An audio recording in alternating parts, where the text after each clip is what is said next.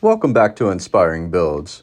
I'm Dan, and in this video I'm going to show you how to assemble a DeWalt table saw, as the instructions could use some improvement. Pitch those and follow along. This is model DWE7491RS, however it will cover others as well. The table saw came packaged with the stand and hardware in one carton, and the table saw wrapped and protected by styrofoam. Don't toss the styrofoam, as there are parts on the exterior of each piece. Unbox and lay out all of the pieces for assembly. The hardware came labeled, and all of the components in each bag is set up to use during each step in the assembly process. This was a nice touch and a time saver. If you're new here, please make sure to hit that subscribe button and turn on those bell notifications so you don't miss any of these tutorials. For the first step, unfold the legs by pushing the lever in on the handle side pair of legs and flipping the lever on the wheel side pair of legs to release the pin until you hear it lock in place. Unfold all four legs and then assemble the frame halves by sliding the smaller tube into the opposite tube side as shown until the holes align. Locate the tool and frame bag to get the two bolts out. During this step, I grabbed a 3/16" hex bit to save time and effort. The bolts go on each side of the frame that we just slid together on the underneath side. A drill with a hex bit makes quick work out of it.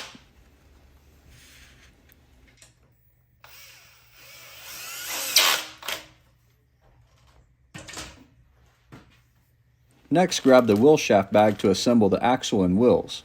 Insert the carriage bolts into the axle. This bag only includes 2 washers, save those for the wheels. The axle bolt goes into the bottom 2 pre-drilled holes. Hand tighten the lock nut on each side. I used a 13mm ratcheting wrench to quickly tighten them down.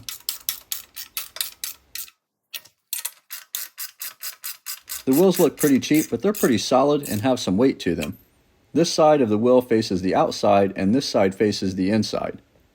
Slide the wheel on the axle along with the washer and then hand tighten the lock nut.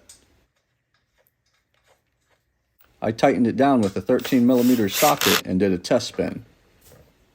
Repeat the process for the other wheel.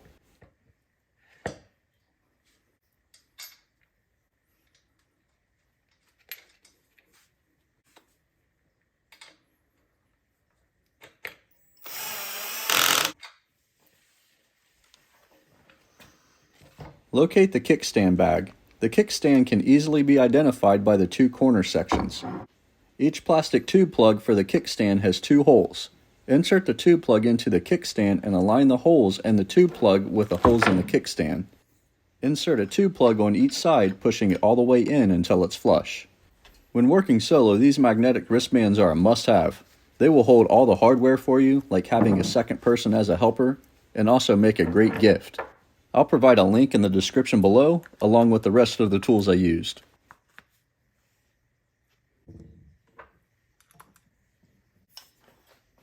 The kickstand is mounted in the 4 pre-drilled holes right above the axle. Ensure the kickstand is facing out, not in.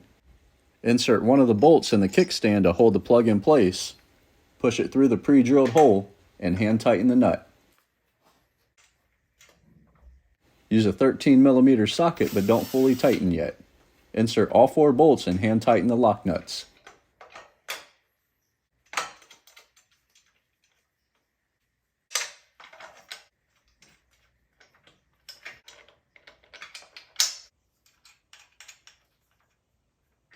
I used the included wrench on the inside of the frame and a 3/16" hex bit to tighten down all 4 bolts.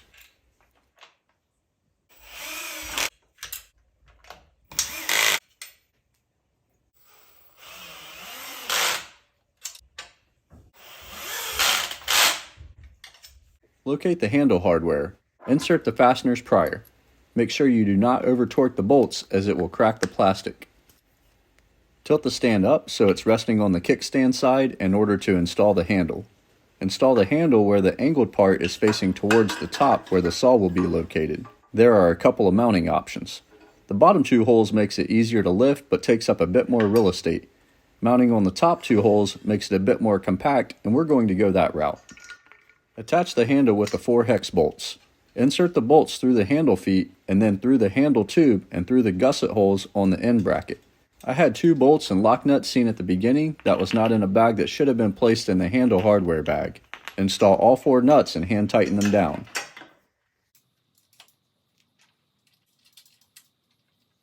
Use a 13mm socket to secure them, but be careful that you do not over tighten them as mentioned earlier.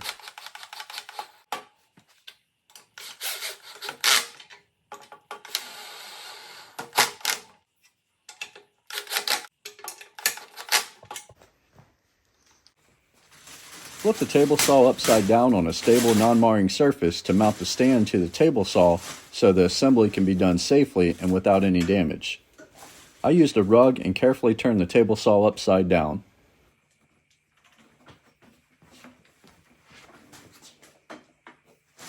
The DeWalt logo on the stand will be installed on the same side as the DeWalt logo on the table saw. Put the stand on the saw with the wheels on the stand on the side with the power cord on the table saw and align the holes as shown.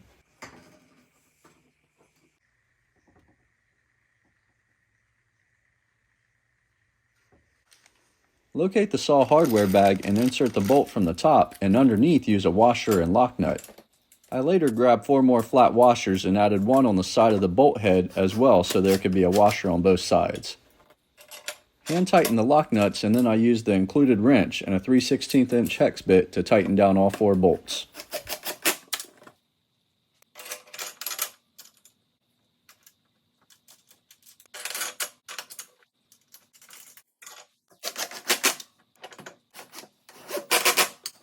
To stand the saw up, I folded in all 4 legs by flipping the lever on the wheel side pair of legs and pushing the lever on the handle side pair of legs to release the pin until you hear it lock in place.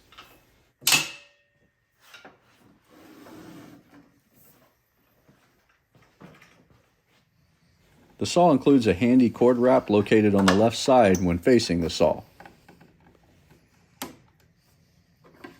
The 2 included wrenches are for the blades and slides into the slot beside the cord wrap. They lock into place, and to release, simply push the button and lift up to pull the wrenches out. The riving knife is stored on the right side of the saw. Store it on the bracket as shown, and the riving knife end is stored on the spring-loaded fastener. Ensure it's vertical and then pull it out and turn it 90 degrees to lock it in place. To unlock it, pull it out and turn it back 90 degrees so it's vertical. The saw comes with the miter gauge that slides in the track as shown. It does have a lot of slop. I will show you how to correct this along with an upgrade I did in my setup video of this saw that will come out next. It does have a nice storage location at the back of the saw next to the wrenches. Don't panic if you don't see a fence. The fence is underneath the table for shipping. To unlock it, release the fence latches. Install the fence in one of the 2 positions on the right depending on the width of rip cut you want to make. I will cover all of this in the setup video. Lock the fence latches back down. This saw is an excellent choice, especially when you need it to be mobile or store away in smaller workspaces. First, ensure the fence rail is locked. Then tilt up the stand until the saw is sitting on the kickstand. Unfold the handle side legs pushing in the levers and folding down until they lock into place. Unfold the wheel side legs by flipping the levers and folding up until they lock into place. To move the saw, place 1 foot on the axle and 1 hand on the handle and tilt it towards you. It can easily be moved as shown with a couple of fingers and doesn't take up much space at all. To set it up, again place 1 foot on the axle and 1 hand on the handle and tilt it towards you. Position where you want it and unfold all 4 legs locked into the open position. Pull the stand towards you with 1 hand on the axle and the other on the handle and tilt over until all 4 feet are on the ground. I really appreciate you watching. If you like this video, I have another one queued up for you in the corner that you'd probably like as well. Please subscribe to the channel if you haven't already. Like, comment, share, and hit that notification bell so you can get notified when I release new videos.